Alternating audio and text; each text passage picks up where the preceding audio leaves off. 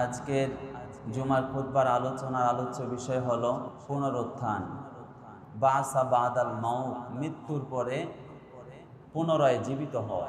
এই বিষয়টিকে সামনে রেখে আজকে আমরা একটা সূরার তাফসীর শুনব। এই সূরাটার নাম হলো আল কিয়ামা, বাংলাতে যেটাকে বলে কিয়ামত। বলে না যে কিয়ামত করে ফেলবো, মানে তাকে শেষ করে ফেলবে। শেষ করার পরে, শেষ হওয়ার পরে, মাটির সাথে মিশে যাওয়ার পরে আবার যে আল্লাহ উঠে দাঁড় করাবেন, জীবিত করবেন, পুনরুত্থান করবেন, এটাই হলো মূলত কিয়ামত বা আল কিয়ামা। এই সূরাটি হলো কুরআন মাজিদের ৭৫ নম্বর সূরা। কত নাম্বার? ৭৫। ২৯ পারা ১৫ নম্বর পৃষ্ঠার ১১ নম্বর লাইনে আছে ৭৫ নম্বর সূরা, ১৯ নম্বর পৃষ্ঠা ৭৫ নম্বর সূরা, সূরাতুল কিয়ামা। এই সূরাটিতে আয়াত আছে ৪০টি। কয়টি? ৪০টি। সূরাটি হলো মাক্কি সূরা, মক্কায় অবতীর্ণ হয়েছিল এবং এই সূরাটি ইসলামের একেবারে প্রাথমিক যুগে এই সূরাটি নাজিল করা হয়েছে। সূরাটার নাম হলো সূরাতুল কিয়ামা। বলেন, সূরাটার নাম কি? সূরাতুল কিয়ামা মানে হলো রেজারেকশন, পুনরুত্থান, মৃত্যুর পরে আবার জীবিত হওয়া। এই সূরাটির একটা ব্যাকগ্রাউন্ড আছে, শানে নজুল, পটভূমি।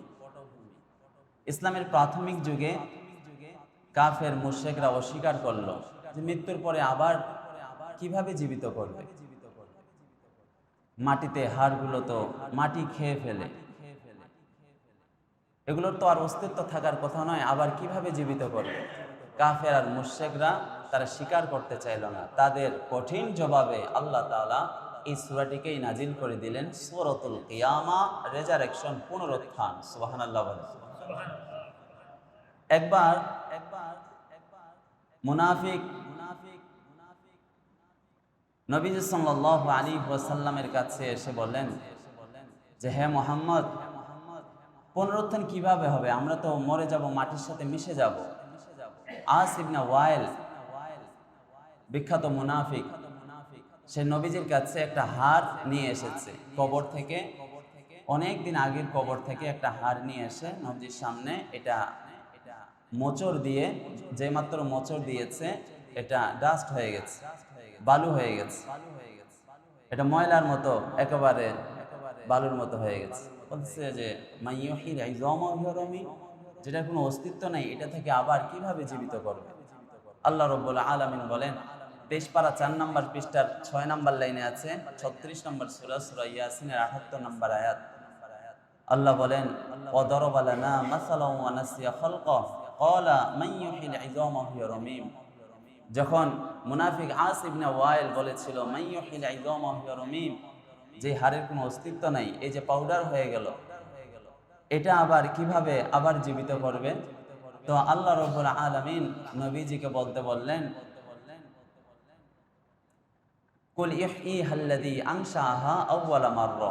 আল্লাহ তাআলা প্রথমে যেভাবে জীবিত করেছিলেন, বানিয়েছিলেন, আল্লাহ সেভাবে দ্বিতীয়বার তোমাদেরকে আবার জীবিত করবে।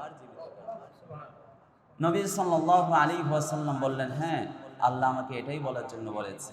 ২৩ পারা ৪ নম্বর পৃষ্ঠার ৭ নম্বর লাইনে আছে, ইহইল ইযামা ওয়া হিয়া রামীম কুল ইহইহাল্লাযী আনশাআহা আউওয়ালা মাররা। প্রথমবার আল্লাহ যেভাবে বানিয়েছেন, মৃত্যুর পরে আবার আল্লাহ প্রথমবারের মতো আবার জীবিত করবেন। প্রথমবার একটা কাজ সহজ নাকি কঠিন? কঠিন। প্রথমবার যখন কেউ একটা কোনো কাজ করে ফেলে, তাহলে তার এক্সপিরিয়েন্স হয়ে যায়। তো প্রথমবার আল্লাহ যদি আল্লাহ তাআলার কষ্ট ছাড়াই, আল্লাহ তাআলা তার হুকুমেই যদি প্রথমেই সৃষ্টি করতে পারেন, তাহলে দ্বিতীয়বার সৃষ্টি করতে আল্লাহর জন্য আর কারো কোনো কথার বা আল্লাহর অশক্তির কোনো এই ব্যাপার নয়। আল্লাহ ক্ষমতাবান, ইন্নাহু আলা কুল্লি শাইইন কাদির। আল্লাহ সব জিনিসের উপর কুদরতওয়ালা, ক্ষমতাবান, তার শক্তি আছে। তিনি আজিজ, তিনি মহা পরাক্রমশালী, তিনি ক্ষমতাবান। আল্লাহ এটা বানাতে পারেন। নবী সাল্লাল্লাহু আলাইহি ওয়াসাল্লাম বলেন যে, তুমি একটা হাড় নিয়ে এসে আমাকে বলছো যে এটা দিয়ে আল্লাহ কিভাবে আবার পুনরুত্থান করবে, আবার কিভাবে জীবিত করবে? হ্যাঁ, আল্লাহ তাআলা এভাবেই, এই হাড়ের মাধ্যমেই আল্লাহ তাআলা এটা রিভিল করবেন, এটা রিসেট করবেন। এটা রিসেপ করবেন, এটা পুনর্গঠন করবেন, এটা পুনরুজ্জীবন আল্লাহ তাআলা দান করবেন। সুবহানাল্লাহ বলেন। নবী সাল্লাল্লাহু আলাইহি ওয়াসাল্লাম এভাবে তাকে উত্তর দিলেন। আর সূরাটা তিনি স্মরণ করিয়ে দিলেন, সূরাতুল কিয়ামা, লা উকসিমু বিয়াউমিল কিয়ামা। তাহলে কিয়ামত, পুনরুত্থান এটা হবেই, এটা অস্বীকার করার কেউ কোনো যুক্তি দেখাতে পারবে না যে পুনরুত্থান হবে। আমাদের যে ব্যাকবোন আছে, মেরুদণ্ড, তার সবচেয়ে নিচে ট্রায়াঙ্গেল বন মার্টিক্যাল একটা আছে, ত্রিভুজ আকৃতির একটা হাড় আছে সব নিচে, এটা অনেক ছোট্ট। এই ছোট্ট কণিকা থেকেই আল্লাহ তাআলা আমাদের আবার জীবিত করবে। হিন্দুরা তাদের লাশগুলো শ্মশানে পুড়িয়ে ফেলে, সব জলে ধ্বংস হয়ে যায়, কিন্তু এই যে ছোট্ট কণিকাটা আছে এটা পড়ে না। মুসলিমরা আমরা কবরস্থ করে আসি, মাটি সবগুলো খেয়ে ফেলে, কিন্তু ওই যে একটা ছোট্ট হাড্ডির কণিকা আছে, এটা পানি, এটা মাটি খেতে পারে না। নবী সাল্লাল্লাহু আলাইহি ওয়াসাল্লাম বলেন, এই যে ছোট্ট হাড্ডির কণিকা আছে, এটা থেকেই আল্লাহ তাআলা তোমাদের কবরে যাওয়ার পরে আবার জীবিত করবেন। জোরে বলি সুবহানাল্লাহ। আল্লাহ রাব্বুল আলামিন বলেন যে তোমাদের অস্তিত্ব ছিল না। এই আয়াতটা বললেই আপনাদের কাছে আরো পরিষ্কার হবে যে মৃত্যুর পরে আমাদেরকে আবার জীবিত হতে হবে। আল্লাহ রাব্বুল আলামিন বলেন, এক পারা 6 নম্বর 4 নম্বর পৃষ্ঠার 12 নম্বর লাইনে আছে, 2 নম্বর সূরা সূরাতুল বাকারার 27 নম্বর আয়াত। আল্লাহ বলেন, তোমরা অস্বীকার করো যে আমি তোমাদেরকে জীবিত করতে পারবো না। আল্লাহ শুরুতে বলেন, কাইফা, কিভাবে, তাকফুরুনা বিল্লাহ, আল্লাহর সাথে নাফরমানি করো, এটা কিভাবে অকৃতজ্ঞতা প্রকাশ করো। কুনতুম আমওয়াতা, তোমরা মৃত ছিলে, কিছুই ছিল না। আমরা কি 200 বছর আগে কিছু ছিলাম? আমাদের অস্তিত্বই ছিল না। আমাদের জন্মের আগে আমাদের অস্তিত্ব ছিল না। আল্লাহ বলেন, কাইফা তাকফুরুনা বিল্লাহ ওয়া কুনতুম আমওয়াতা, তোমরা মৃত ছিলে, তোমাদের অস্তিত্ব ছিল না। ফাআহইয়াকুম, আমি তোমাদেরকে জীবন দান করেছি, মায়ের মাধ্যমে বাবার মাধ্যমে দুনিয়াতে পাঠিয়েছি, আমি জীবন দান করেছি। সুম্মা ইউমীতুকুম, আবার তোমাদেরকে আমি মৃত্যু দান করব। আমাদের এলাকায় মানুষ মারা যায় কি যায় না? এই মৃত্যু কে দান করে? আল্লাহ দান করে। এরপরে আল্লাহ বলেন, ফাহইয়াকুম, আবার আমি তোমাদেরকে জীবিত করব। জোরে বলি আল্লাহু আকবার। তাহলে প্রথমে আমরা মৃত ছিলাম, অস্তিত্ব ছিল না, আল্লাহ জীবন দান করেছেন, মৃত্যু দান করেছেন।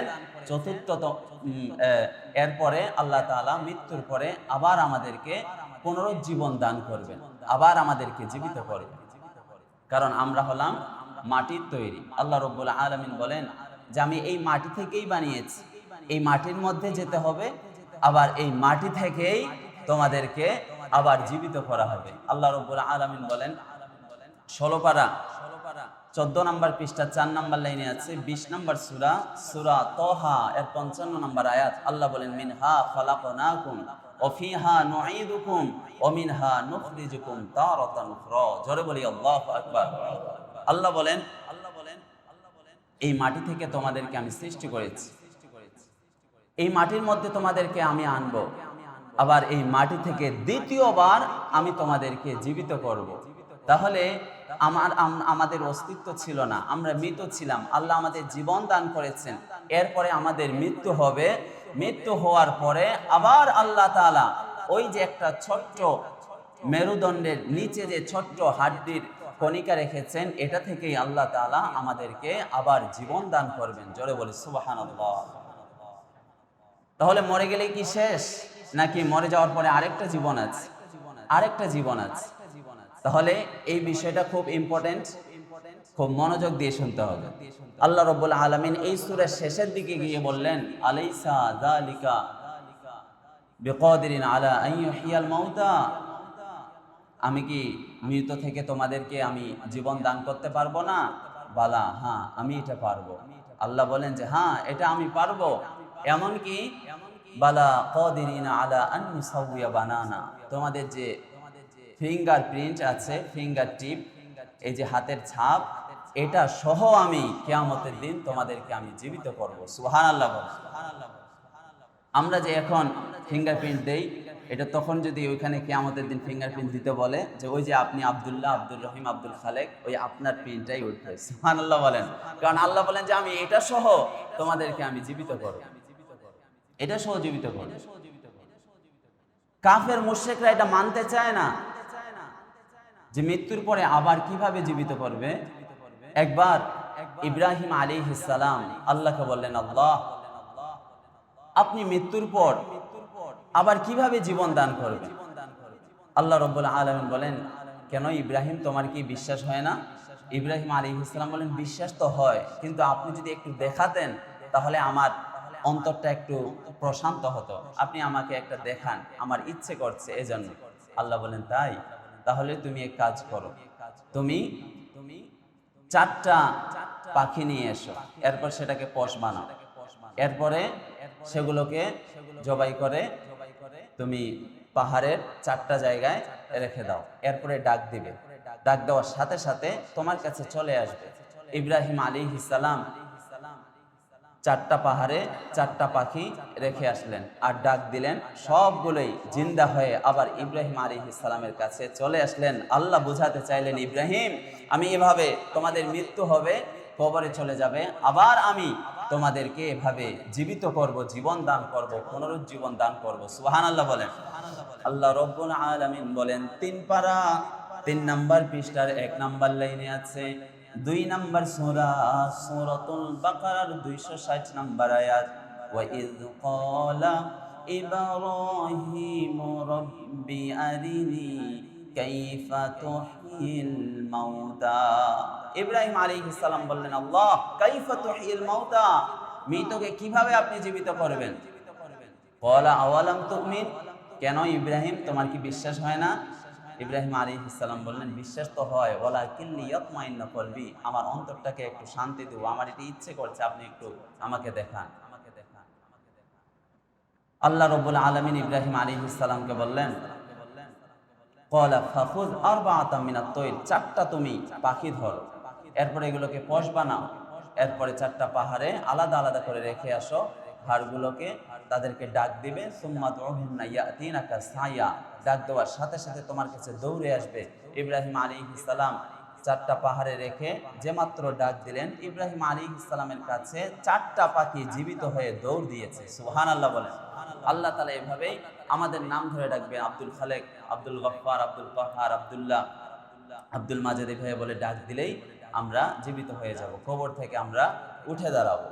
তাহলে মূলত এই সূরাটার সেন্ট্রাল থিম বা কেন্দ্রীয় আলোচনা, আলোচ্য বিষয় হলো পুনরুত্থান, মৃত্যুর পরের জীবন। আমরা ইমানে মুফাসসাল শিখেছি না, আমানতু বিল্লাহি ওয়া মালাইকাতিহি ওয়া কুতুবিহি ওয়া রুসুলিহি ওয়াল ইয়াউমিল আখিরি ওয়াল কদরি খাইরিহি ওয়া শাররিহি মিনাল্লাহি তাআলা ওয়াল বা'সি বাদাল মাউত। ইমানে মুফাসসালের মধ্যে কয়টি বিষয় আছে? 7টি বিষয় আছে। এটা তো ক্লাস 3 থেকে নিয়ে ক্লাস 10 পর্যন্ত ইসলাম ধর্মের মধ্যে এই ইমানে মুফাসসাল আছে। এটা 6 এর পরে তো প্রত্যেকটা বইয়ের মধ্যেই এই ইমানে মুফাসসাল 7টি বিষয় আছে। মানে 7টি বিষয়ের উপরে ঈমান আনলে সে প্রকৃত মুসলিম হতে পারবে আর মুমিন হতে পারবে। তো এই 7টি ঈমানের মূল বিষয়ের যেটা 7 নাম্বার, ওয়াল বাস বাদাল মাউত, মৃত্যুর পরের জীবন, এটাই হলো আল কিয়ামা, রেজারেকশন, পুনরুত্থান। আমাদের পুনরুত্থান হবে, আমাদেরকে সবাইকে চলে যেতে হবে। তো এই সূরাটির মধ্যে 40টি আয়াত, আর এই 40টি আয়াতের মধ্যে 5টি সেকশন আছে। কয়টি সেকশন? 5টি সেকশন আছে। মনোযোগ দিতে হবে, কিন্তু আস্তে আস্তে কথাগুলো শুনতে হবে। মানে এখন আবহাওয়াটা চেঞ্জ, তো শরীরটা একটু জোর জোর লাগতেছে। তো এখানে কিন্তু একটা এখন ওভারভিউ শেয়ার করব, মনোযোগ দিতে হবে যে এই সূরাটির মধ্যে 40টি আয়াত আছে, কিন্তু 5টি সেকশনে ভাগ করা হয়েছে। 1 থেকে 15 নাম্বার আয়াত পর্যন্ত আল্লাহ তাআলা কিয়ামতের ভয়াবহতা সম্পর্কে আলোচনা করেছে। এরপরে 16 থেকে 19 নাম্বার আয়াত পর্যন্ত এই 4টি আয়াতে ওহীর প্রতি নবী সাল্লাল্লাহু আলাইহি ওয়াসাল্লামের গভীর আগ্রহ তা নিয়ে আলোচনা করা হয়েছে। 20 থেকে 25 নাম্বার আয়াত পর্যন্ত এই 6টি আয়াতে এই সম্পর্কে আলোচনা করা হয়েছে যে কিয়ামতের দিন কিছু চেহারা হবে গ্লোয়িং ফেস, উজ্জ্বল উজ্জ্বল চেহারা, নূর চমকাবে, আর কিছু চেহারা হবে গ্লোমিং ফেস, বিবর্ণ বিষণ্ণ চেহারা হবে। এই নিয়ে আলোচনা করা হয়েছে। এরপরে 26 থেকে 30 নম্বর আয়াতের মধ্যে মৃত্যুর অবস্থা সম্পর্কে আলোচনা করা হয়েছে। আখেরি 31 থেকে 40 নম্বর আয়াত পর্যন্ত আখেরি 10 আয়াতে পুনরুত্থান সম্পর্কে আল্লাহ তাআলা আলোচনা করে এই সূরাটাকে ক্লোজ করেছেন, সূরাটাকে শেষ করেছেন। বলি সুবহানাল্লাহ। তাহলে এই সূরাটিতে আয়াত হলো 40টি। সূরা আল কিয়ামাহ, এই সূরাটিতে আয়াত কয়টি? 40টি। সূরাটিকে কয় ভাগে ভাগ করা হয়েছে? 5 ভাগে ভাগ করা হয়েছে। মাশাআল্লাহ। তাহলে আল্লাহ রাব্বুল আলামিন এই সূরাটা কিভাবে শুরু করলেন? আউযু বিল্লাহি মিনাশ শাইতানির রাজীম। বিতাড়িত শয়তান হতে আল্লাহ রাব্বুল আলামিনের কাছে আশ্রয় প্রার্থনা করছি। বিসমিল্লাহির রহমানির রহিম। শুরু করছি পরম দয়ালু মেহেরবান আল্লাহ রাব্বুল আলামিনের নামে। আল্লাহ রাব্বুল আলামিন বলেন, লা উকসিমু বিয়াউমিল কিয়ামাহ। আল্লাহ তাআলা পুনরুত্থানের কসম কাটলেন যে তোমরা বিশ্বাস করো না যে পুনরুত্থান হবে, আমি আবার জীবিত করব? লা, না, এমনটা না। লা মানে হলো না। লা মানে কি? না। ওয়ালা উকসিমু বিন নাফসিল লাওয়ামা। এরপরে আল্লাহ তাআলা নফসে লাওয়ামা এর কসম খেলেন। এখানে নফস মানে হলো আত্মা। আত্মা মূলত 3 প্রকার। কত প্রকার? 3 প্রকার। 3 প্রকার আত্মা। একটা হলো নফসে লাওয়ামা, একটা হলো নফসে আম্মারা, একটা হলো নফসে লাওয়ামা, আর একটা হলো নফসে মুতমাইন্না। নফসে লাওয়ামা যেটা, এটা হলো ভালোর দিকে শুধু ভালো চিন্তা ভাবনা করে, কিন্তু খারাপ চিন্তা ভাবনাও করে। যখন খারাপ চিন্তা ভাবনা করে তখন সে নিজে নিজেকে বাধা দেয়। আর যেটা নফসে আম্মারা, এ শুধু খারাপ কাজের দিকেই চিন্তা ভাবনা। আর যেটা 3 নাম্বার আত্মা নফসে মুতমাইন্না, এ সব সময় শুধু আল্লাহর দিকে রুজু হয়। এ আজান হলে নিম্নগরের মসজিদে নামাজ পড়তে চলে আসে। সুবহানাল্লাহ বলেন। সবসময় ভালো ভালো চিন্তা করে। তাহলে আত্মা মূলত 3 প্রকার। 3 নাম্বার যেটা নফসে মুতমাইন্না, এই আত্মাটা নিয়ে যে থাকে তার ঠিকানা হলো সরাসরি জান্নাত। শুধু জান্নাত নয়, তার মৃত্যুর সময় আল্লাহ তাআলার পক্ষ থেকে ফেরেশতারা সালাম নিয়ে আসবে, আর ফেরেশতাদের সালাম পেয়ে সে এমন খুশি হয়ে যাবে, এই খুশিতেই তার জান্নাতের ফেরেশতারা তার জান কবজ করে নেবে। সুবহানাল্লাহ। মৃত্যুর সময় যদি আল্লাহর পক্ষ থেকে আপনাকে সালামের চিঠি নিয়ে আসে ফেরেশতারা, তাহলে কি আপনার মৃত্যুর কষ্ট থাকবে? মৃত্যুর অবস্থা 2টা, কাফেরদের অবস্থা আর মুমিনদের অবস্থা। কাফেরদের যখন জান কবজ করার জন্য আসে তখন জাহান্নাম থেকে ফেরেশতারা আসে। তাদের দুর্গন্ধ আর তাদের আগুনের রাশির ঝলক, যার জান কবজ করার জন্য আসবে সে ভয়ে তার চেহারা চেঞ্জ হয়ে যায়। তাকে এমন ভাবে জান কবজ করা হয় যেন উহুদ পাহাড় তার উপরে চাপিয়ে দেওয়া হয়েছে। পক্ষান্তরে যারা মুসলিম, যারা মুমিন, যারা নেক বান্দা, জান্নাতি, তাদের জান কবজ করার জন্য জান্নাতের একদল ফেরেশতারা আসে তার জানটা একেবারে সহজে স্মুথলি তার জানটা কবজ করে নেন। সুবহানাল্লাহ বলে। তাহলে নফস হলো 3 প্রকার, আত্মা হলো 3 প্রকার। 1 নাম্বার হলো নফসে আম্মারা। আল্লাহ রাব্বুল আলামিন বলেন 13 পারা 1 নম্বর পৃষ্ঠার 1 নম্বর লাইনে আছে 12 নম্বর সূরা, সূরা ইউসুফ। সূরা ইউসুফের 53 নম্বর আয়াত। আল্লাহ বলেন, ওমা উবাররিউ নাফসি ইন্নান নাফসা লাআম্মারাতুম বিসু। এই নফসে আম্মারা, এই আত্মার শুধু খারাপ চিন্তা ভাবনা করে, মানে এর অন্তরে কোনো ভালো চিন্তা ভাবনা নাই। তাহলে এমন মানুষ আছে না যে শুধু খারাপ চিন্তা ভাবনা করে? তাহলে তার হলো নফসে আম্মারা, মানে তার আত্মাটা শুধু খারাপ চিন্তা ভাবনা সবসময় করে, তাকে ভালো কাজ করতে দেয় না। আর এটা ভালো নাকি খারাপ এর পার্থক্যও করে না, সে বুঝতেই পারে না। এটা হলো নফসে আম্মারা, 1 নাম্বার আত্মা। 2 নাম্বার আত্মা হলো নফসে লাওয়ামা। ভালো কাজ করে, মানে আমরা আর কি ভালো কাজ করতে করতে একটু গুনাহ হয়ে যায়। তো যখন আমরা গুনাহ করে ফেলি আমরা আবার বুঝতে পারি যে না রে আসলে আমরা গুনাহ করে ফেলেছি। তো এটা হলো নফসে লাওয়ামা। ভালো কাজ করে সব সময়, আমরা সবাই নিম্নগড় আলিয়া জামে মসজিদে এসে 5 ওয়াক্ত নামাজ পড়ি, কিন্তু হঠাৎ গুনাহ করে ফেলি। তো গুনাহ করে ফেললেই আমরা আবার এটা নিজে নিজেকে স্বীকৃতি দেই, সাক্ষী দেই যে না আসলে আমি গুনাহ করে ফেলেছি। এটা হলো এই আয়াতে যে 2 নম্বর আয়াতটা ওয়ালা উকসিমু বিন নাফসিল লাওয়ামা, এটা হলো নফসে লাওয়ামা 2 নম্বর আয়াত। আর 3 নম্বর আয়াতটা হলো নফসে মুতমাইন্না। নফসে মুতমাইন্না প্রশান্ত আত্মা, সবসময় আল্লাহর দিকে রুজু হয়।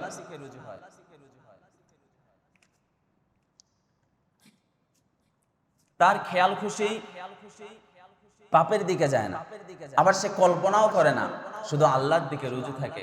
যাদের নফসটা হলো নফসে মুতমাইন্না, তার জন্য একটা অনেক বড় পুরস্কার আছে। একদম মনোযোগ দেন। আল্লাহ রাব্বুল আলামিন বলেন 30 পারা 14 নম্বর পৃষ্ঠার 15 নম্বর লাইনে আছে, 89 নম্বর সূরা সূরা ফজর এর আখেরি আয়াত 27 নম্বর আয়াত।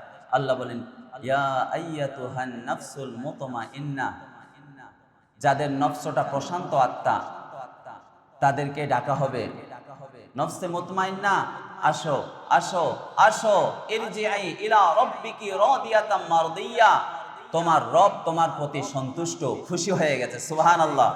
তাকে বলা হবে ফাদখুলি ফি ইবাদি ওয়াদখুলি জান্নাতি, আসো আল্লাহর নেক বান্দা আসো আর জান্নাতে ঢুকে যাও। আল্লাহু আকবার। এটা হলো নফসে মুতমাইন্না। তাদের মৃত্যুটা কিভাবে হবে? তাদের মৃত্যুর সময় আল্লাহর পক্ষ থেকে সালাম নিয়ে আসবে। 23 পারা 3 নম্বর পৃষ্ঠার 5 নম্বর লাইনে আছে সালামু কওলাম মির রব্বির রহিম, তোমার রবের পক্ষ থেকে সালাম গ্রহণ করো। যে মাত্র আল্লাহর রবের পক্ষ থেকে সালাম পায় তখন সে মৃত্যুর যন্ত্রণা আর কষ্ট সব ভুলে যায়। সুবহানাল্লাহ। এক লোক মাটি কাটতে গিয়েছে আর লুঙ্গিটা ভালোভাবে বেঁধে তার উপরে আবার গামছা দিয়ে আরেকটা কোষান দিয়েছে যেন না খুলে। মাটি এই কাটতেছে, মাটি কাটতে কাটতে মানে এত তার পুরো শরীরে ঘাম ঝরছে কিন্তু ক্লান্তি দেখা যাচ্ছে না। সে শুধু আনন্দে সে মাটি কেটেই যাচ্ছে কেটেই যাচ্ছে। আরেকজন সে মাটি কাটতে কাটতে সে ক্লান্ত হয়ে গেছে। কি ব্যাপার? এত রোদ, প্রখর রোদে সারা শরীর থেকে ঘাম পড়ছে কিন্তু তাকে ক্লান্তি দেখাই যাচ্ছে না। কি ব্যাপার? তার কোমরে দেখতেছে যে একটু উঁচু উঁচু হয়ে আছে। কি ব্যাপার? যে মাত্র তার কোমরের একটা লুঙ্গির ফাঁস এমনি টান দিয়েছে তো একটা কাগজ পড়ে গেছে। কাগজটা উঠিয়ে পরে দেখতেছে যে আমার প্রিয়তম, তুমি বিকেল বেলা ওই যে বাগান বাড়ি আসিও, তোমার সাথে আমার দেখা হবে। এই চিঠিটাতে তার প্রেমিকা লিখে রেখেছিল যে বিকেল বেলা বাগান বাড়িতে তোমার সাথে দেখা হবে। এই খুশিতে তার মাটি কাটার কষ্ট লাগে না। আর মুমিনের মৃত্যুর সময় যখন আল্লাহ তাআলার পক্ষ থেকে সালাম নিয়ে পাঠাবেন, আল্লাহর সালাম যখন পাবেন মুমিনের মৃত্যুর কষ্ট লাগবে না। আল্লাহু আকবার বলেন। তাই আল্লাহ বলেন সালামু কওলাম মির রব্বির রহিম, তোমার রবের পক্ষ থেকে সালাম গ্রহণ করো। তাহলে মৃত্যুর অবস্থা যারা কাফের আর মুমিনদের মৃত্যুটা সহজ, স্মুথলি, একদম সহজেই ফেরেশতারা জান কবজ করে নিয়ে জান্নাতের মধ্যে ঢুকিয়ে দেবে। তাই আল্লাহ রাব্বুল আলামিন বলেন লা উকসিমু বিয়াউমিল কিয়ামা, প্রথমে পুনরুত্থানের কসম কাটলেন, এরপরে আত্মার কসম কাটলেন। আত্মা কয় প্রকার বলেছি? 3 প্রকার। তো আমরা কোনটাতে আছি? 2 নম্বর, মানে মাঝখানে। আমরা ভালো কাজ করি আবার গুনাহ করে ফেলি, তখন আবার নিজে নিজেকে স্বীকারোক্তি দেই যে না আসলে গুনাহ করে ফেলেছি, তখন আমরা কি করি? তওবা করি। কিন্তু 3 নম্বর আত্মা যেটা নফসে মুতমাইন্না, খারাপ জিনিস চিন্তা ভাবনা করে না, এটা হলো আল্লাহ তাআলা তাকে আদর করে ডাকবে আর তাকে জান্নাতের মধ্যে ঢুকিয়ে দিবে। ইরজিআই ইলা রাব্বিকি রাদিয়াতাম মারদিয়া। আচ্ছা, আপনি যদি বলেন, আপনারা যারা চাকরি করেন, বস যদি আপনার প্রতি সন্তুষ্ট থাকে আর আপনাকে যদি অন্যান্য কলিগরা যদি বলে যে বস তোমার প্রতি তোমাকে খুব মহব্বত করে, তোমার প্রতি খুশি, তাহলে বলেন তো ওই প্রতিষ্ঠানে কাজ করতে ভালো লাগবে কি লাগবে না? তখন আরো ওর জোর বাড়ে যাবে যে না বস আমাকে ভালোবাসে, খুশি লাগবে। এর মৃত্যুর সময় বলবে যে ইলা রাব্বিকি রাদিয়াতাম মারদিয়া, তোমার রব তোমার প্রতি সন্তুষ্ট। যেই মাত্র মুমিন এটা শুনবে তার মৃত্যুর কষ্ট লাগবে না। জোরে বলেন আল্লাহু আকবার। লা উকসিমু বিয়াউমিল কিয়ামা ওয়া লা উকসিমু বিন নাফসিল লাওয়ামা। এরপরে আল্লাহ বললেন বান্দারা আয়াহসাবু আল্লান নাজমা ইজামা, আমি কি তোমাদের এই হাড়গুলো আমি আবার তোমাদেরকে জিন্দা করতে পারবো না, এক জায়গায় করতে পারবো না? তোমাদের যে হাড়গুলো আছে আমাদের শেখ জাহাঙ্গীর এই কবরে, শেখ জাহাঙ্গীর কবর না, এই কবরস্থানে বছর কি বছর, যুগ কি যুগ এখানে তারা শায়িত হয়ে আছে। কত যে হাড় পাওয়া যায়, যারা কবর খনন করে তারা যে কত রকম হাড় দেখতে পায়। আবার একজন কবর খুঁড়তে গিয়েছে, আমি 2 নম্বর ওয়ার্ডে ছিলাম, ওখানে অনেক বড় একটা গোরস্থান, লালবাগ গোরস্থান, সেখানে যে কবর খনন করে আমার সাথে কথা, তো বলতেছে যে হুজুর অনেক সময় কবর খুঁড়তে খুঁড়তে পাশের কবরে মানে একেবারে নতুন কাফনের কাফন সহ দেখতে পাই, স্টিল যে কবর খনন করে তার সাথে আমার কথা, অথচ যুগ যুগ আগে সে মারা গেছে। তাহলে তাদের কলবটা ছিল নফসে মুতমাইন্না, তাদের প্রশান্ত আত্মা ছিল। তো আল্লাহ বলেন যে এই যেগুলো হাড় হয়ে যায়, যা আমাদের হাড়গুলো মাটি খেয়ে ফেলবে, কিন্তু ওই যে একটা ছোট্ট মেরুদণ্ড নিচে যে একটা ছোট্ট হাড্ডির কণিকা আছে, এটা কিন্তু মাটি খেতে পারে না। মৃত্যু তো অনেক ভাবেই হয়, যে বিমানে মারা যায়, সে জ্বলে ভস্ম হয়ে যায়, কিন্তু ওই যে একটা ছোট্ট হাড্ডি আছে এটা জ্বলে না। আবার অনেকেই সাগরে যদি মারা যায় তাহলে তিমির পেটে সে চলে যায়, তিমি সব হজম করতে পারে, কিন্তু ওই যে ছোট্ট হাড্ডিটা আছে এটা হজম করতে পারে না। তাহলে যাদেরকে কবরস্থ করা হয়, এই যে হাড়গুলো আছে, আল্লাহ বলেন আয়াহসাবু আল্লান নাজমা ইযামা, আমি কি এটা একত্রিত করতে পারবো না? হ্যাঁ পারবো, এটা আমি আল্লাহ তাআলা ক্ষমতাবান। এমন কি শুধু তাই নয়, আল্লাহ বলেন বালা কাদিরিনা আলা আন নুসাউইয়া বানানা, তোমার যে ফিঙ্গারপ্রিন্ট আছে এই ফিঙ্গারপ্রিন্ট সহ আমি কিয়ামতের দিন তোমাদেরকে সমবেত করব, জমায়েত করব, কিয়ামত কায়েম করব। জোরে বলি আল্লাহু আকবার। আল্লাহ বলেন বালা কাদিরিনা আলা আন নুসাউইয়া বানানা, আমি তোমাদের ফিঙ্গারপ্রিন্ট সহ উপস্থিত করব, পুনরুত্থান করব, পুনরুজ্জীবন দান করব। বালা কাদিরিনা আলা আন নুসাউইয়া বানানা, এই যে ফিঙ্গারপ্রিন্ট ছিলেন, ফিঙ্গারপ্রিন্ট এই যে আঙ্গুলের ছাপ, আঙ্গুলের ছাপ, এটা এটা এটা এটা ফরেনসিক রিপোর্টের জন্য লাগে। আবার ওই যে ডাকাতি করে, চুরি করতে আসে, সে কোথায় কোথায় হাত দিয়েছে এগুলো রিপোর্ট করতে হয় না, ফরেনসিক রিপোর্ট এগুলোর মধ্যে লাগে। আবার আলমারিতে হাত দিয়েছে, তার কিন্তু আঙ্গুলের ছাপটা সেখানে থেকে থাকে। আবার বায়োমেট্রিক অথেন্টিকেশনের জন্য লাগে, যেমন সিম কার্ড উঠানোর জন্য। আবার আপনারা যারা প্রবাসে যান বা হজ করতে যান, ওমরা করতে যান, যখন এয়ারপোর্টে যান তখন ইমিগ্রেশন পার করার সময় আপনার ফিঙ্গারপ্রিন্ট নেয় কি নেয় না? ফিঙ্গারপ্রিন্ট যখন ইমিগ্রেশন পার করেন এয়ারপোর্টে নেয় না?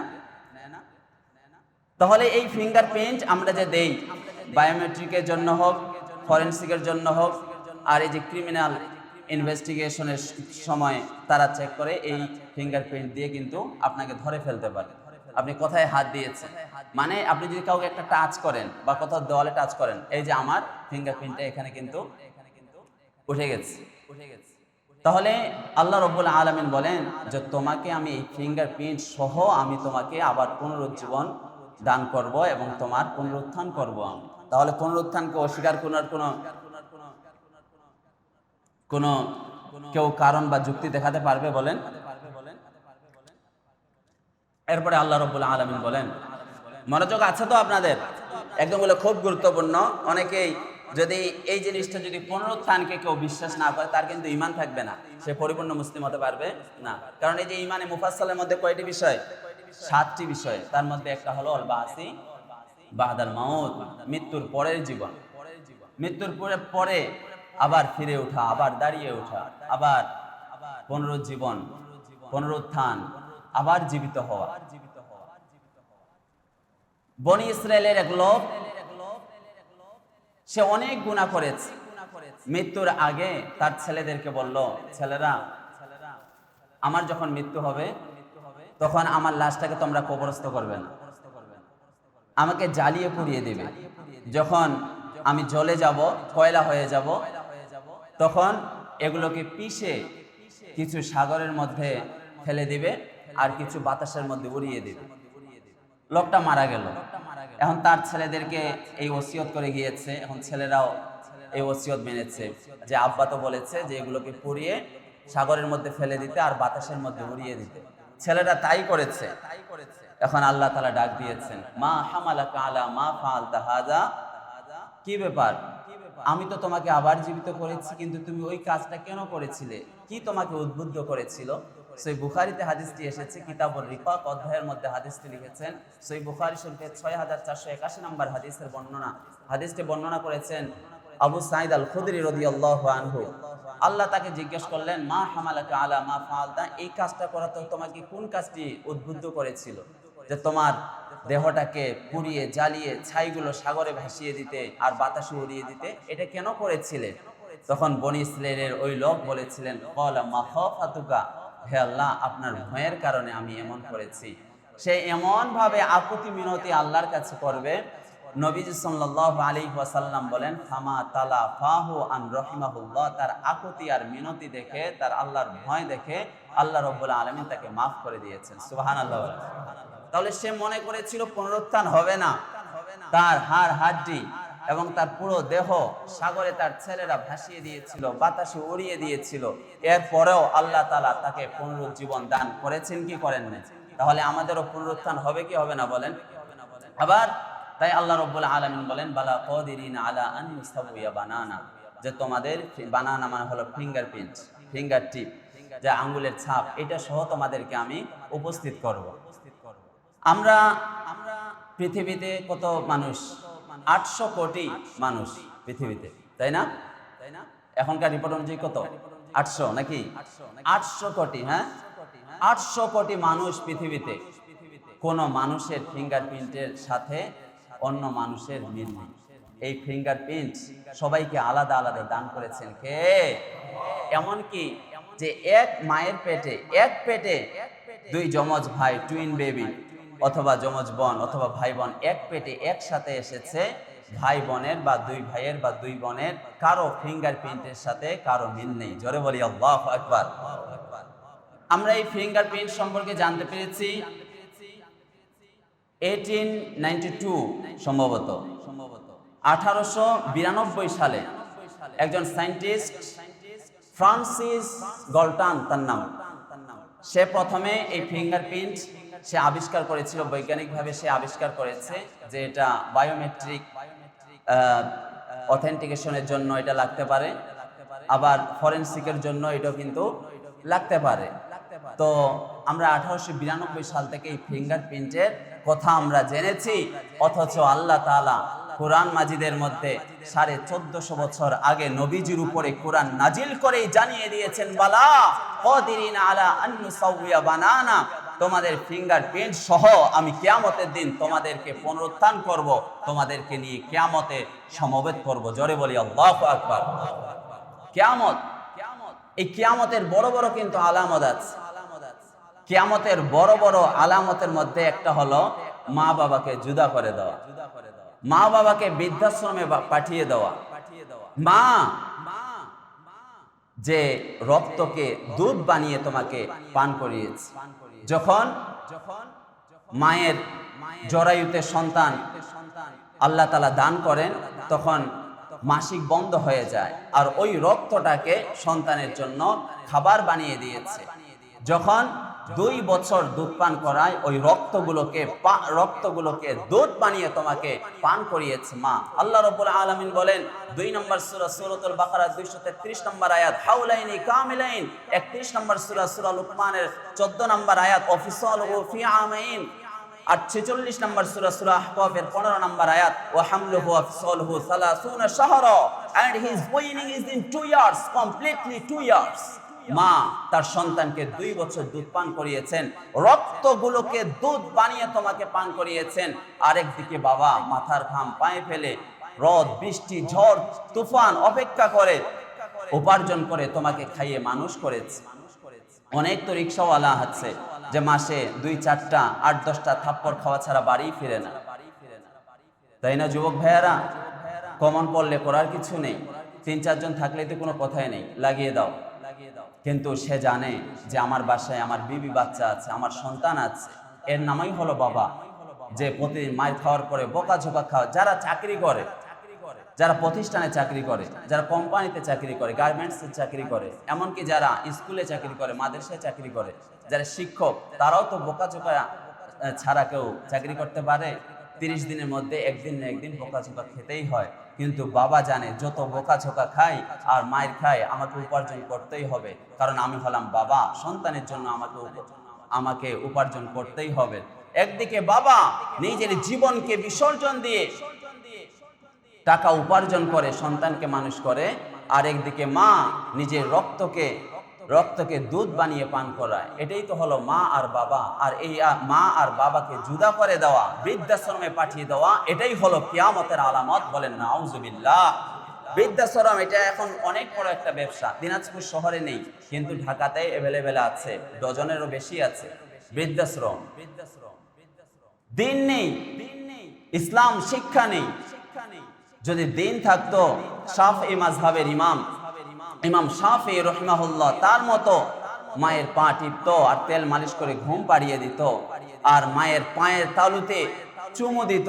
মা বলতো, বাবা চুমু তো দিলে, কিন্তু পায়ের তালুতে দিলে কেন? তখন সন্তান বলতো, মা আমি তো তোমার পায়ের তালুতে চুমু দেইনি, আমি জান্নাতের ওয়ালে চুমু দিয়ে আমি জান্নাতের স্বাদ নিচ্ছি। আল্লাহু আকবার। এটাই তো হওয়ার দরকার ছিল। তাহলে কিয়ামতের একটা বড় আলামত হলো মা বাবাকে জুদা করে দেওয়া, মা বাবাকে বৃদ্ধাশ্রমে পাঠিয়ে দেওয়া। কোন আলেম বৃদ্ধাশ্রম চিনে না, কিন্তু যাদের কাছে বেদিন, দিন নেই, আমল নেই, আখলাক নেই, তারাই কিন্তু বৃদ্ধাশ্রম আবিষ্কার করেছে, তারাই চালু করেছে বৃদ্ধাশ্রমে মা বাবাকে পাঠিয়ে, তারাই কিন্তু উদ্বোধন করেছে। তাহলে যদি দিন থেকে সরে যাও, এই যে কিয়ামত হবে, পুনরুত্থান হবে, এগুলো জানা থেকে যদি দূরে সরে যাও, তাহলেই আর মানুষত্ব থাকবে না, ইনসানিয়ত থাকবে না, তখন অমানুষে পরিণত হয়ে যাবে। তাই আল্লাহ রাব্বুল আলামিন বলেন, লা উকসিমু বিয়াউমিল কিয়ামা, এই কিয়ামতের কসম করে বলছি, এবং নফসে লাওয়ামার কসম, আয়াহসাবু আল্লান নাজমা ইযামা, আমি কি তোমাদের হাড়গুলো আমি জমা করতে পারবো না, তোমাদের পুনরুত্থান করতে পারবো না, এমনকি তোমাদের ফিঙ্গারপ্রিন্ট সহ আমি একত্রিত করব।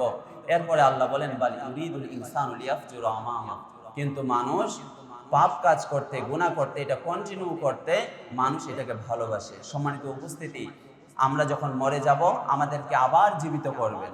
এজন্য আমরা কিয়ামতের মাঠে যদি আমল ছাড়া দাঁড়িয়ে যাই, তাহলে আমাদের জাহান্নাম ঠিকানা হয়ে যাবে। আর যদি আমরা নেক আমল করতে পারি, আমরা যদি আজান হয়ে গেলে নিম্নগর মসজিদে চলে আসতে পারি, নামাজ আদায় করতে পারি, তাহলে আল্লাহ তাআলা আমাদেরকে জান্নাতি হিসেবে কবুল করবেন। আল্লাহ রাব্বুল আলামিন আমাদেরকে এই সূরাটির আলোকে কিয়ামতকে বিশ্বাস এবং পুনরুত্থানকে বিশ্বাস করার এবং ঈমানকে তাজা করার, কারণ ঈমানের 7টি বিষয়ের মধ্যে এই সূরাটি একটি, মানে ওয়াল বাস বাদাল মাউত। তাহলে এই সূরাটি আমরা কোথায় পাবো? 29 পারা 19 নম্বর পৃষ্ঠা 8 নম্বর লাইনে আছে 75 নম্বর সূরা আল কিয়ামা। আল্লাহ রাব্বুল আলামিন আমাদেরকে সবাইকে সুস্থ রাখুক, ভালো রাখুক, সুখে রাখুক। জোরে বলি আমিন। ওয়া আখিরু দাওয়ানা আলহামদুলিল্লাহি রাব্বিল আলামিন। আসসালামু আলাইকুম ওয়া রাহমাতুল্লাহ।